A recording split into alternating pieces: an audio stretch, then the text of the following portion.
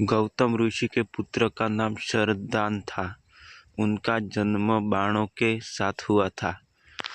उन्हें विद्याभ्यास में जरा भी रुचि नहीं थी और धनुर्विद्या में से उन्हें अत्यधिक लगाव था। वे धनुर्विद्या में इतने निपुण हो गए कि देवराज इंद्र उनके भयभीत रहने लगे। इंद्र ने उन्हें साधना से डिगाने के लिए नामपदी नामक एक देवी कन्या को उसके पास भेज दिया। उस देवी कन्या के सौंदर्य के प्रभाव से क्रूप नामक बालक उत्पन्न हुआ और दूसरे भाग से क्रूपी नामक कन्या उत्पन्न हुई। क्रूप भी धनुर्विद्या में अपने पिता के समान ही पारंगत हुए। भीष्म जी ने इन्हीं क्रूप को पांडवों और कौरवों की शिक्षा दीक्षा के लिए नियुक्त किया और वे कृपाचार्य के नाम से विख्यात हुए। कृपाचार्य के द्वारा पांडवों तथा कौरवों की प्रारंभिक शिक्षा समाप्त होने के पश्चात अस्त्र शस्त्रों के विशेष शिक्षा के लिए भीष्म जी ने द्रोण नामक आचार्य को नियुक्त किया। द्रोण के साथ पृक्षत नामक राजा के पुत्र दुष्यंत भी शिक्षा प्राप्त कर रहे थे तथा दोनों में प्रगाढ़ मैत्री हो गई।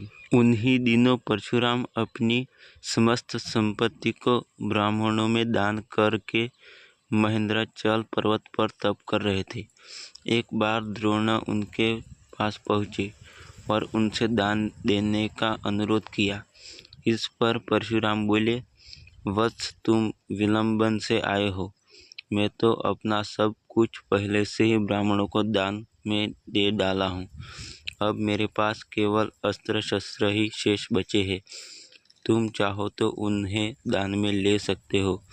द्रोण अहित तो चाहते थे, अतः उन्हें कहा, हे गुरुदेव, आपके अस्त्र शस्त्र प्राप्त करके मुझे अत्यधिक प्रसन्नता होगी, किंतु आपको मुझे इन अस्त्र शस्त्रों की शिक्षा दीक्षा देनी होगी तथा विधि विधान भी बताना होगा।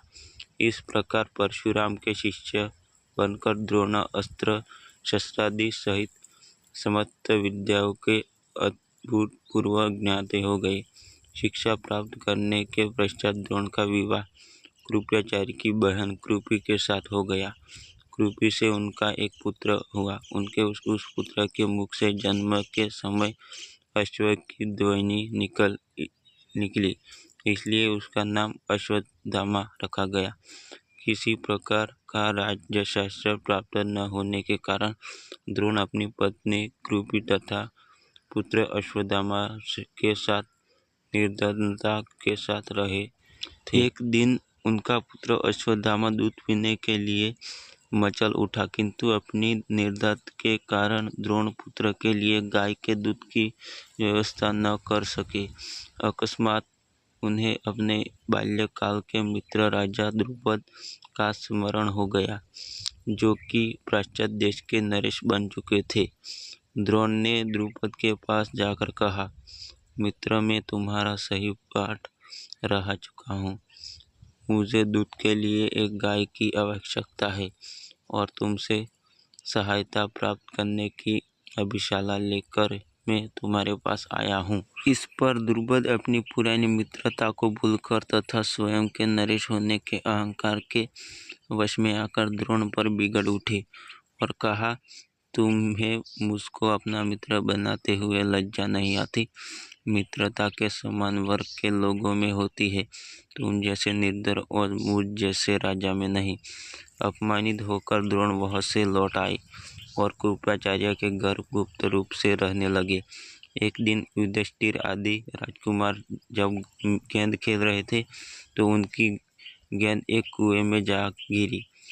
उधर से गुजरते हुए द्रोण से राजकुमारों ने गेंद को कुएं से निकालने लिए सहायता मांगी। द्रोण ने कहा, यदि तुम लोग मेरे तथा मेरे परिवार के लिए भोजन का प्रबंध करो तो मैं तुम्हारा गेंद निकाल दूंगा। युधिष्ठिर बोले, देव, यही हमारे पितामहन की अनुमति होगी तो आप सदा के लिए भोजन पा सकेंगे।